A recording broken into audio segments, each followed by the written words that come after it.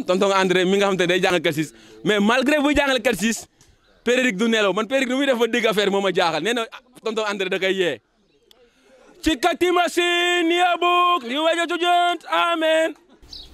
Mais pour moi, le plus important, ça se voit dans l'engagement. C'est-à-dire que on voulait arrêter et on était obligé d'arrêter parce qu'il y avait la pandémie. Mais on a repris, une fois qu'on a lancé la chose, les catéchumènes ont encore répondu à l'appel. On a repris, mais avant ça, parce qu'il y a certains catéchumènes, je voyais déjà leur engagement, même avant, ils n'ont même pas baptisé. Le plus important, ça se situe à ce niveau-là. Parce que, je l'ai dit à plusieurs reprises depuis que je suis à la paroisse, on reçoit le baptême non pas pour l'enterrement. On reçoit le baptême pour le vivre. Et pour vivre son baptême, on le vit au sein de l'Église, à travers notre engagement, à travers notre participation aux différentes célébrations. Je crois qu'il y a Antoine, il a fait ça comme une comédie, mais c'est un message très important. Parce qu'en posant la question, quand on regarde ici, je peux dire pratiquement tous ce sont des jeunes. Donc on ne doit même pas se poser la question, est-ce qu'on connaît qui est l'aumônier des jeunes? Ça doit aller de soi. Parce que ça suppose qu'étant jeune, on doit être engagé dans des structures, être déjà parti de la CB. Et de la CB, on avance. Chacun regarde son âge. Je peux être dans une chorale, je peux devenir lecteur, je peux être dans un mouvement, CVAV, scout, ainsi de suite, pour accompagner même les enfants. Voire devenir catéchiste demain. Donc c'est un peu ça. C'est-à-dire que ce que je veux vous demander, le baptême c'est la semaine prochaine. C'est le dimanche prochain, le 6. Mais après le baptême, c'est là où la vie chrétienne commence. Ne disparaissez pas, ne fouillez pas l'Église. C'est pour aussi vous dire que si vous voulez recevoir les grâces du baptême, c'est dans notre engagement de chaque jour. Dans la Bible, il y a un livre qu'on appelle les Actes des Apôtres. Les Actes des Apôtres, ce sont des apôtres, c'est-à-dire les gens qui étaient, on nous montre l'action des gens qui étaient avec Jésus. Et vous, à travers la catéchèse, vous avez appris, les catéchistes vous ont aidé à savoir et à connaître aussi le Christ, à savoir qui il est pour vous et qu'est-ce qu'il vous demande de faire. Pourquoi j'ai donné cet exemple? C'est parce que après le baptême, vous devenez des apôtres, les envoyés. C'est comme ces apôtres-là qui étaient avec Jésus.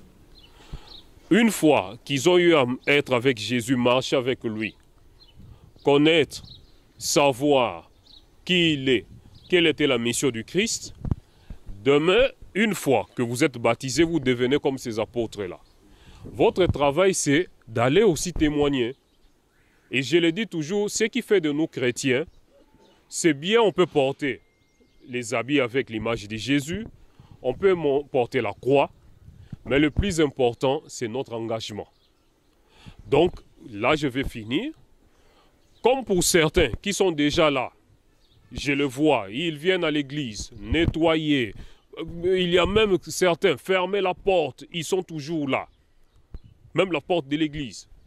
Ils sont là, entrer dans des mouvements, service d'ordre, catéchèse, CVAV, scout, tous ces mouvements-là, chorale, on a besoin de vous. Parce que pour être chrétien, ce n'est pas parce que j'ai été baptisé tout petit, parce que si j'ai fait le catéchumène en 3 ans, le plus important, c'est notre engagement à la suite de Jésus-Christ. C'est là où je vais terminer, et aussi pour remercier les catéchistes pour le travail qui s'est fait. Au fur et à mesure que nous avançons, on voit vraiment cet amour-là chez les catéchistes, d'aider d'abord le catéchumène à devenir de vrais chrétiens. Et ça, je remercie beaucoup depuis dans le bureau passé. Et c'est aussi pratiquement dans la continuité le bureau actuel du catéchuménat, qui, dès le départ, ils ont essayé de comprendre ce qui était ma douleur et mon cri. Vraiment mon cri d'alarme, de détresse par rapport à tout ce qui touche le catéchuménat. Parce qu'on a eu des catéchumènes, une fois baptisés, fini. Mais les catéchistes, dès le départ, on a eu à parler de cela. Ils ont eu à comprendre. Et c'est le même message que chaque fois, ils vous transmettent. Que vous devenez de chrétiens, ce n'est pas pour l'enterrement. On devient chrétien pour vivre à la suite de Jésus-Christ. C'est tous les jours.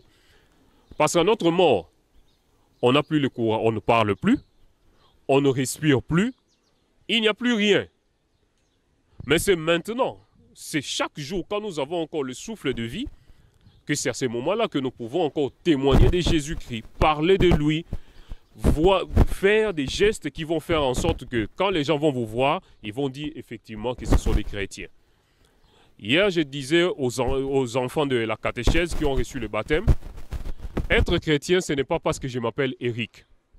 Parce qu'il y a des gens qui ne sont pas baptisés, mais ils s'appellent Eric.